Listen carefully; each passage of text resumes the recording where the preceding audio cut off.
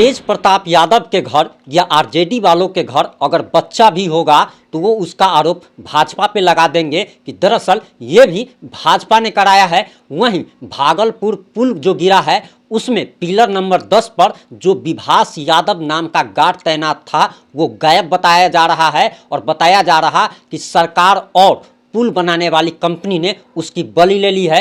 वहीं भागलपुर पुल वाला हादसा, अब ये मामला हाईकोर्ट पहुंच गया है। न्यायिक जांच की मांग की गई है और दोषियों से पुल बनाने में जो खर्च आया था वो वसूलने की मांग की गई है। वहीं चौथी खबर ये है कि तेजस्वी यादव ने सीबीआई जांच से इनकार किया है और साफ साफ कहा है कि सीबीआई वाले कोई इंजीनियर थोड़े ही हैं।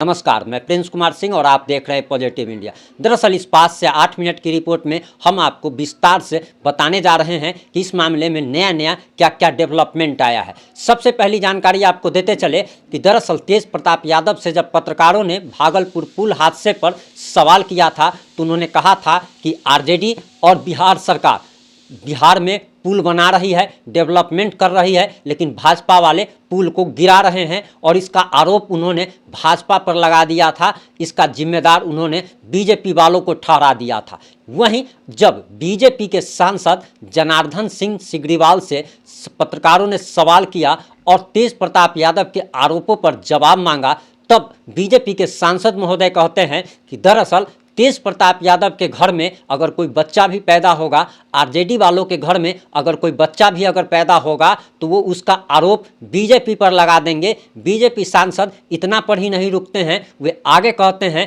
कि दरअसल जो भी अच्छा काम होता है उसका क्रेडिट वो लोग खुद लेते हैं और जो भी खराब काम होता है, जो काम बिगड़ जाता है, उसका आरोप वो बीजेपी पर लगा देते हैं। वहीं हमारे ही पोस्ट पर एक राजेश कुमार हैं, उन्होंने एक कमेंट किया है कि संगोल बदलकर ब्राह्मण तंत्र लाया जा रहा है मनुवादियों के द्वारा। शेरों को शेर पसंद है और बैलों को बैल पसंद है। इस पर एक जवाब देते हैं कि दरअसल किसी को तो चारा चोर पसंद है तो किसी को नौवीं फेल पसंद है। अब ये आरोप प्रत्यारोप का दौर जो है ये लगातार जारी है। वहीं आपको बताते चले कि अब ये मामला हाईकोर्ट पहुंच गया है। वकील मणिभूषण उनका नाम बताया जा रहा है, जिन्होंने पटना हाईकोर्ट में एक जनहित याचिका दायर की है और इस पुल हादसे की न्यायिक जांच की मांग की गई है। वहीं दोषियों से इस कंपनी इस पुल को बना रही थी, एसपी सिंगला से 1700 करोड़ रुपए की वसूली की भी बात कही गई है। अब इस मामले में जैसे ही कुछ नया अपडेट आएगा हम आप लोगों तक जरूर पहुंचाएंगे। वहीं आपको बताते चले कि दरअसल सीबीआई जांच की मांग इस पुल के लिए की जा रही है और तेजस्वी यादव से पत्रकारों ने जब सवाल किया कि क्या आप इस पुल हादसे की जांच सीबीआई से करवाना चाहेंगे, इस पर उन्होंने साफ साफ इनकार कर दिया और कहा कि सीबीआई वाले क्या जांच करेंगे, वो इंजीनियर थोड़े ही हैं। अब दरअसल भाजपा यह आरोप लगा रही है कि इस पुल में बहुत सारा गंभीर घोटाला हुआ है और एसपी सिंगला जो कंपनी है उससे सरकार ने पैसा खाया है और 1700 करोड़ रुपए में से सरकार ने कितना पैसा खाया है सरकार को ये बताना चाहिए, और नहीं तो इसकी सीबीआई जांच करानी चाहिए ताकि ये खुलासा हो सके कि आखिर 1700 करोड़ रुपए में से किस किस का कितना हिस्सा था। क्योंकि नीतीश कुमार के एक प्रिय आईएएस प्रत्यय अमृत पर यह आरोप लग रहा है कि 1700 करोड़ का ठेका हो, टेंडर हो या 17,000 करोड़ का, नीतीश कुमार के प्रिय आईएएस ही यह निर्णय लेते हैं कि किसको कौन सा टेंडर दिया जाएगा।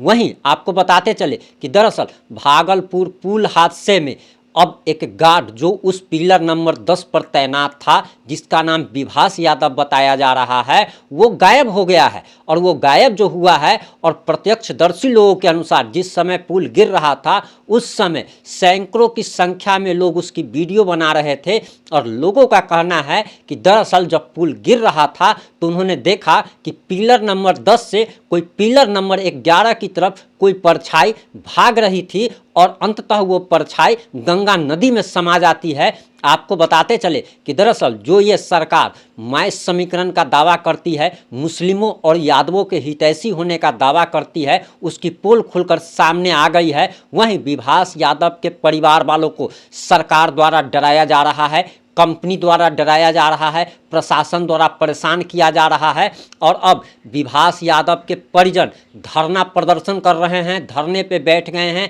आमरण अनशन शुरू हो चुका है। वहीं आपको बताते चले कि विभास यादव के परिवार में उनकी पत्नी और 4 बच्चे हैं। उनकी पत्नी का रो रो कर बुरा हाल है। उनकी पत्नी का कहना है कि दरअसल SP Singla infrastructure private limited company जो भागलपुर से आगवानी का जो पुल बना रही थी, दरअसल इस पुल पर विभास यादव जो है गार्ड की नौकरी करते थे, वे तैनात रहते थे, सुरक्षा में तैनात रहते थे और जिस समय ये पुल हादसा हुआ उस समय भी वो पुल पर पिलर नंबर 10 पर तैनात थे और प्रत्यक्षदर्शियों के अनुसार बताया जा रहा कि जब पुल गिर रहा था तो ऐसा लग रहा था कि जैसे पिलर नंबर 10 से कोई पिलर नंबर 11 की तरफ भागता है और जब पिलर नंबर 11 जब गिरता है तो नीचे एक परछाई गिरती है। और अब यह बताया जा रहा कि विभास यादव जो है उनकी मौत हो चुकी है और दरअसल वो गंगा नदी में समा चुके हैं। हालांकि अब तक ना तो लाश की पुष्टि मिली है और ना ही प्रशासन ने इस घटना की पुष्टि की है।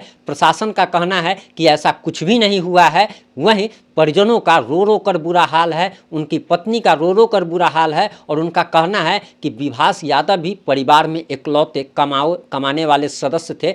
अब उनका परिवार कैसे चलेगा, 4 बच्चों का भरण पोषण, उनकी पढ़ाई लिखाई का जिम्मा कौन उठाएगा, अब इसके लिए धरना प्रदर्शन हो रहा है। वहीं इस पुल हादसे में तेजस्वी यादव का एक बहुत ही बड़ा बयान आया था कि दरअसल इस पुल को योजनाबद्ध तरीके से गिराया गया है और लोग अब इस पर सवाल उठा रहे हैं कि अगर योजनाबद्ध तरीके से अगर गिराया गया तो आखिर विभास यादव नामक जो गार्ड था, और ऐसे बताया जा रहा लोकल लोगों के अनुसार, हालांकि पॉजिटिव इंडिया इसकी पुष्टि नहीं करता, बताया जा रहा कि 3 गार्ड उस समय तैनात थे और तीनों गार्ड गायब बताए जा रहे हैं। परिजनों को उनकी सूध बूध नहीं मिल रही है, परिजन लगातार तलाश कर रहे हैं। तो सबसे बड़ा सवाल ये अब लोग उठा रहे हैं कि अगर पुल को योजनाबद्ध तरीके से अगर गिराया गया तो फिर गार्ड को पुल पर से हटाया क्यों नहीं गया था, यानी कि इंसानों की बलि आखिर क्यों ली गई। वहीं आपको बताते चले कि दरअसल विभास यादव के परिजन और उनके गांव वाले अब धरना प्रदर्शन कर रहे हैं, लेकिन वहीं अब ये भी सूचना आ रही है कि परिवार वालों को प्रशासन द्वारा डराया जा रहा है, धरना प्रदर्शन खत्म करने के लिए कहा जा रहा है। वहीं कंपनी द्वारा भी परिवार वालों को डराया जा रहा है और साफ साफ कहा जा रहा है कि हम विभास यादव को नहीं जानते। अगर आप इससे बहुत बड़ी सीख मिलती है, अगर आप कहीं पे भी अगर कोई भी अगर नौकरी करते हैं तो बिना अपॉइंटमेंट लेटर के कहीं भी नौकरी ना करें। अगर रिस्की काम आप कर रहे हैं जिसमें आपकी जान को खतरा हो सकता है तो कृपया जब तक कंपनी आपका इंश्योरेंस ना कराए तब तक आप नौकरी ना करें। ये आपके लिए, आपके परिवार के लिए काफ़ी सुरक्षित हो सकता है। वहीं आपको बताते चले कि इसकी जांच की मांग अब सीबीआई से उठने लगी है। मामला हाई कोर्ट पहुंच गया है और हाई कोर्ट में जो मामला पहुंचा है, जनहित याचिका जो दायर की गई है, इसमें वकील मणिभूषण का कहना है कि दरअसल दोषियों पर सख्त कार्रवाई की जाए। 1700 करोड़ रुपए जो कि जनता के गाढ़ी कमाई के टैक्स का पैसा था वो उस कंपनी से वसूली जाए और इस घटना की न्यायिक जांच की मांग की गई है। सिटिंग जज से जांच की मांग की गई है और ये जनहित याचिका हाई कोर्ट में दायर की गई है। इस मामले में जैसे ही कुछ नया अपडेट आएगा वैसे हम आप लोगों तक जरूर पहुँचाएंगे। लेकिन ये भागलपुर पुल वाला जो हादसा जो हुआ है, इसमें सिर्फ पुल ही नहीं गिरा, 1700 करोड़ रुपए का ही नुकसान नहीं हुआ, बल्कि अब तमाम खबरें जो निकल के सामने आ रही है